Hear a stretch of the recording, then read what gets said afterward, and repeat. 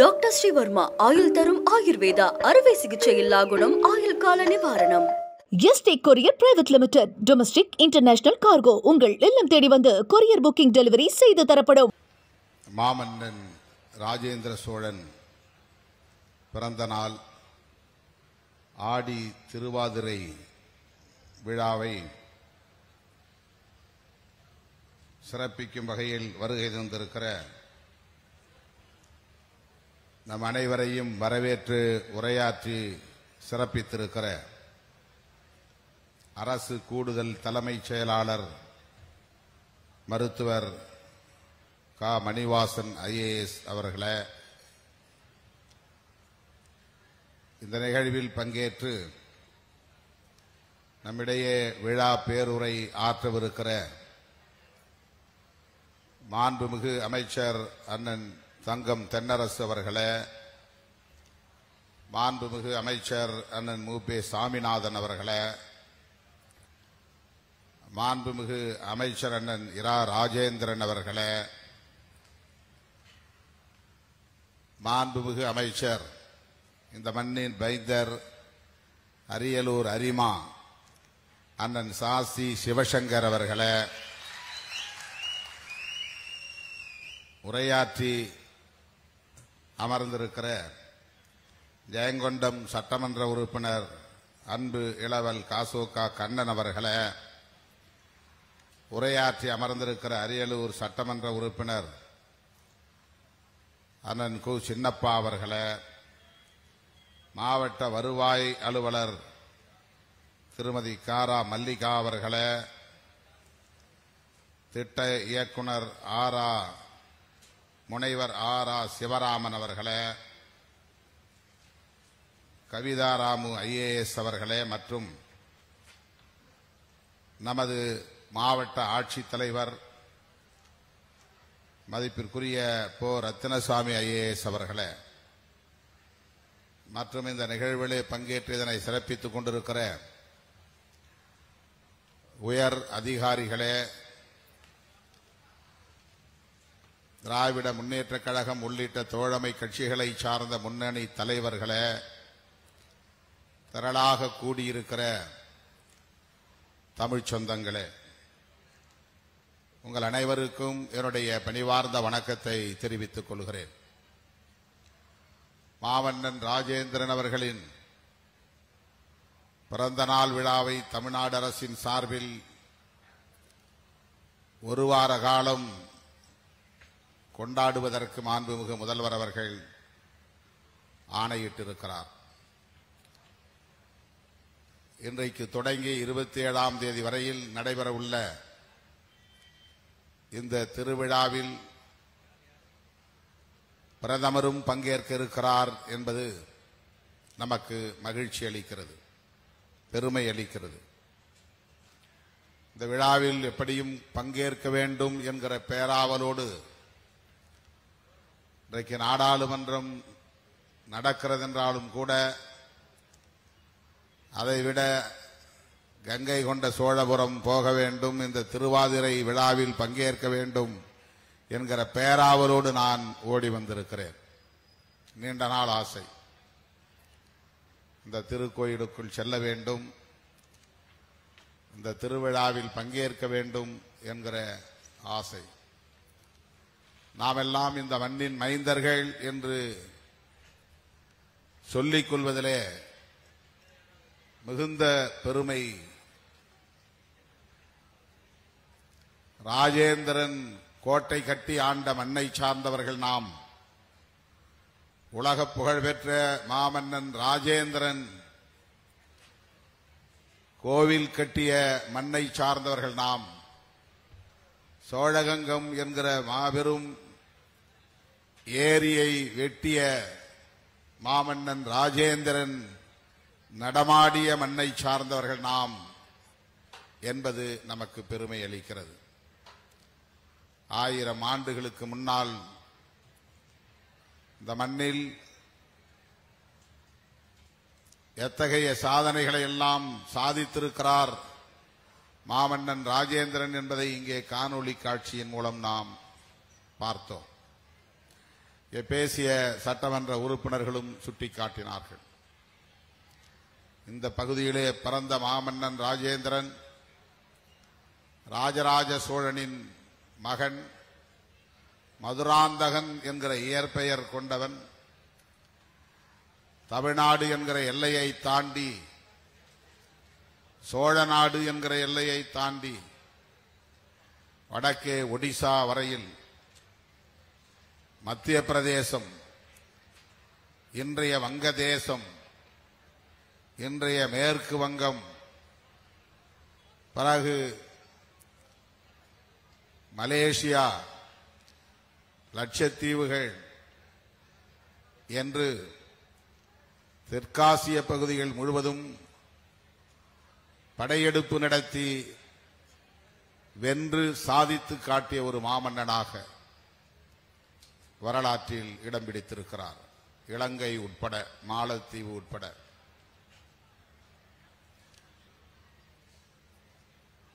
கங்கை கொண்டான் என்றால் கங்கை வரையில் சென்று வெற்றி பெற்றான் என்கிற பெருமைக்குரியவன். அதுதான் கங்கை கொண்ட சோழபுரம். இது சோழ நாடு.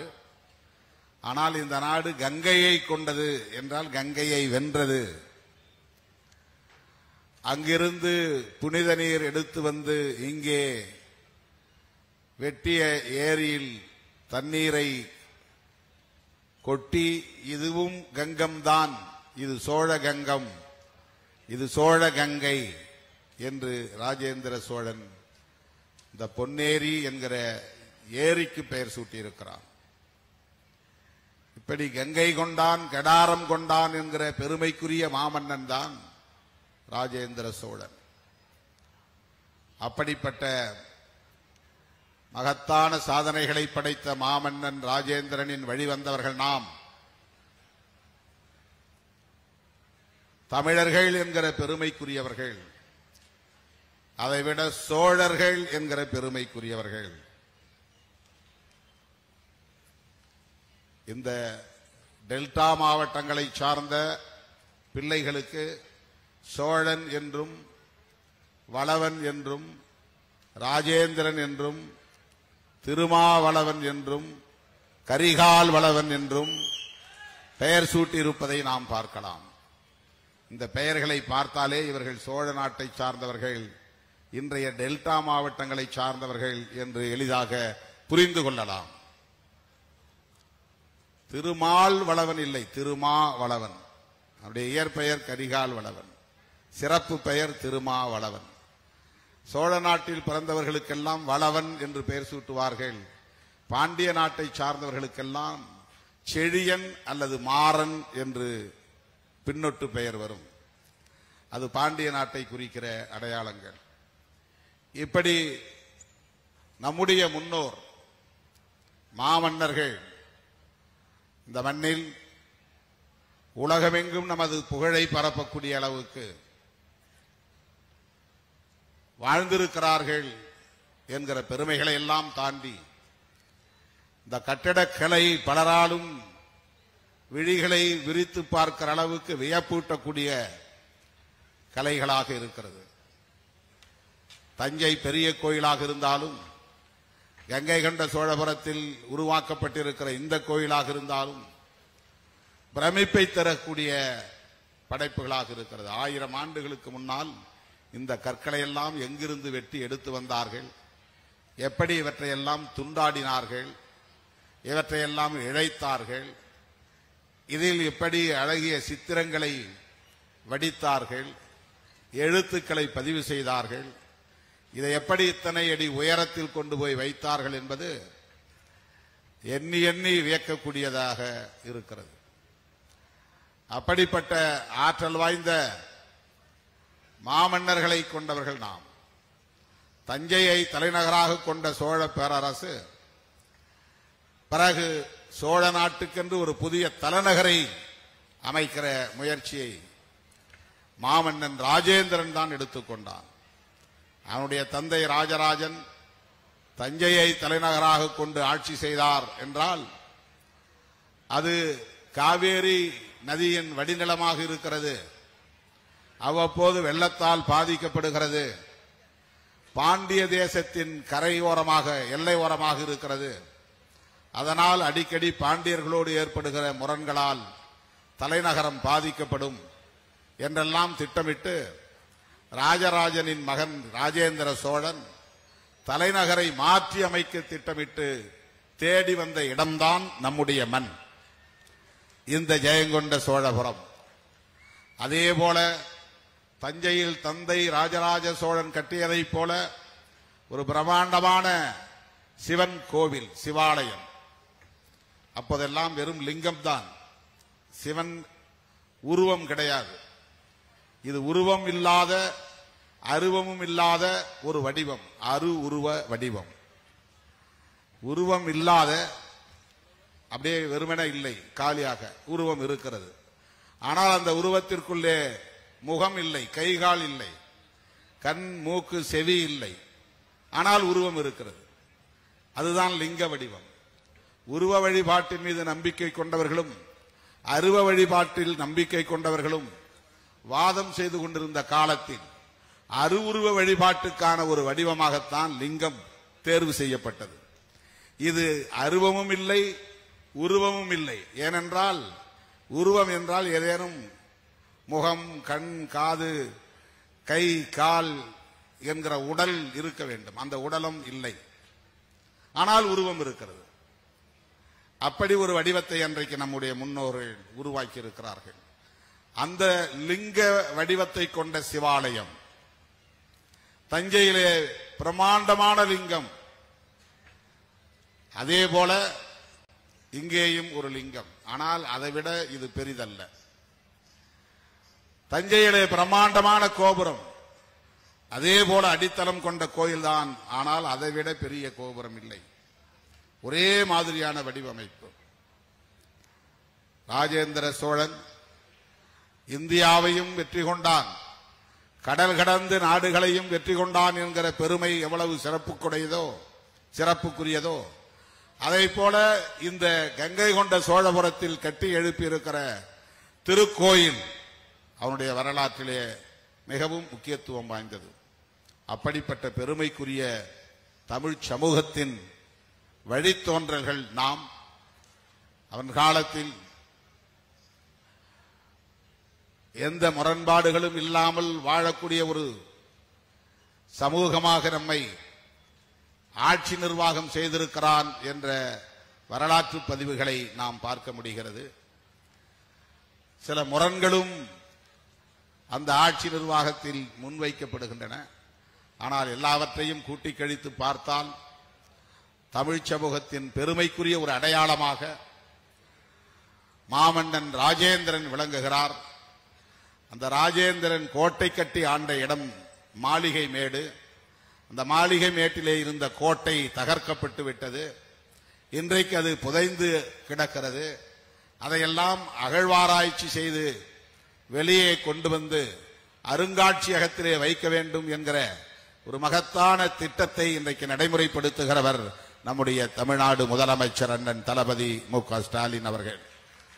எப்படி பூம்புகார் நினைவு சின்னத்தை முத்தமிழறிஞர் கலைஞர் உருவாக்கினாரோ அதை போல இன்றைக்கு கீழடி தொல்லியல் தரவுகளையும் சரி, அகழ்வாராய்ச்சியிலே கண்டுபிடிக்கப்பட்டிருக்கிற அனைத்து ஆதாரங்களையும் தரவுகளையும் இன்றைக்கு பாதுகாப்பாக அருங்காட்சியகத்திலே வைத்து அடுத்த தலைமுறையினருக்கும் உலக மக்களுக்கும் மாந்தருக்கும் உணர்த்தக்கூடிய வகையிலே அதற்கென்று சிறப்பு கவனம் செலுத்தி அதனை பாதுகாத்து வருகிறவர் நம்முடைய முதலமைச்சர் அவர்கள். அந்த வகையிலே இன்றைக்கு 10 ஏக்கரிலே அருங்காட்சியகம் அமைத்து ராஜேந்திர சோழனின் பெருமைகளையும் அருமைகளையும் அடுத்த தலைமுறை உணரக்கூடிய வகையிலே அகழ்வாராய்ச்சி மூலம் எடுக்கப்படுகிற அனைத்து ஆதாரங்களையும் பாதுகாத்து பராமரிப்பதற்கென்று 22 கோடி ரூபாய் ஒதுக்கீடு செய்திருக்கிற மாண்புமிகு முதல்வருக்கு நாம் இந்த மண்ணின் மைந்தர்களின் சார்பிலே நன்றி சொல்ல கடமைப்பட்டிருக்கிறோம். இது மிகச்சிறந்த சுற்றுலா தலமாக இன்றைக்கு மாறி வருகிறது. உலக நாடுகளிலிருந்து பலரும் வந்து இந்த இடத்தை பார்வையிடக்கூடிய அளவுக்கு இதற்கு முக்கியத்துவம் தந்து சிறப்பித்து வருகிற தமிழ்நாடு அரசுக்கு, மாண்புமிகு முதலமைச்சர் அவர்களுக்கு நாம் இந்த நேரத்திலே நன்றி சொல்ல கடமைப்பட்டிருக்கிறோம். அவர் உடல்நலம் தேறி மீண்டும் வழக்கம் போல் தமிழ்நாட்டுக்கும் தமிழ் மக்களுக்கும் அவர் சீரிய தொண்டாற்ற வேண்டும் என்று நான் விடுதலை சிறுத்தைகள் கட்சியின் சார்பிலே என்னுடைய விழைவை வாழ்த்தை தெரிவித்துக் கொள்கிறேன். அவருடைய தலைமையில்தான் தமிழ் சமூகத்தின் பாதுகாப்பு அடங்கியிருக்கிறது. அவருடைய தலைமையில்தான் தமிழ்நாட்டின் பாதுகாப்பு அடங்கியிருக்கிறது. அவருடைய தலைமையில்தான் மொழி இன உரிமைகளின் மாநில உரிமைகளின் பாதுகாப்பு அடங்கியிருக்கிறது. அந்த புரிதலின் அடிப்படையில் தான் நாங்கள் எல்லாம் அண்ணன் கைகளை இறுக பற்றி கொண்டு இந்த களத்திலே நிற்கிறோம். தொடர்ந்து நிற்போம். இன்றைக்கு வெறும் ஆட்சி அதிகாரத்திற்காக தமிழர் விரோத சக்திகளோடு கைகோர்த்துக் கொண்டு பலரும் பல்வேறு அரசியலை செய்து வருகிற நிலையில் நாம் முதலமைச்சருக்கு உற்ற துணையாக இருப்போம். இது தமிழ் சமூகத்தின் கடமை. விடுதலை சிறுத்தைகளுக்கு மட்டுமல்ல, ஒட்டுமொத்த தமிழ் சமூகத்தின் கடமை. மாமன்னன் ராஜேந்திரனின் அரும்பெரும் சாதனைகளையும் அவன் சாதித்த சாதனைகளால் விளைந்த புகழையும் பாதுகாப்பதற்கு திராவிடியன் மாடல் என்கிற திராவிட முன்மாதிரி அரசு இன்றியமையாத ஒரு தேவையாக இருக்கிறது. அந்த அரசு மீண்டும் மலர வேண்டும். அதற்கு சிறுத்தைகள் துணையாய் இருப்போம் என்பதை மறுபடியும் அழுத்தமாக பதிவு செய்து இந்த வாய்ப்புக்கு நன்றி கூறி முடிக்கிறேன். நன்றி, வணக்கம். டாக்டர் ஸ்ரீவர்மா ஆயுள் தரும் ஆயுர்வேதா அறுவை சிகிச்சை இல்லா குணம் ஆயுள் கால நிவாரணம். Yesterday courier private limited domestic international cargo உங்கள் இல்லம் தேடி வந்து கொரியர் புக்கிங் டெலிவரி செய்து தரப்படும். என்றும் உங்களுடன் மை இந்தியா. முக்கிய செய்திகளை உடனுக்குடன் தெரிந்து கொள்ள சப்ஸ்கிரைப் பண்ணுங்க, பெல் பட்டனை பிரஸ் பண்ணுங்க. என்றும் உங்களுடன் மை இந்தியா.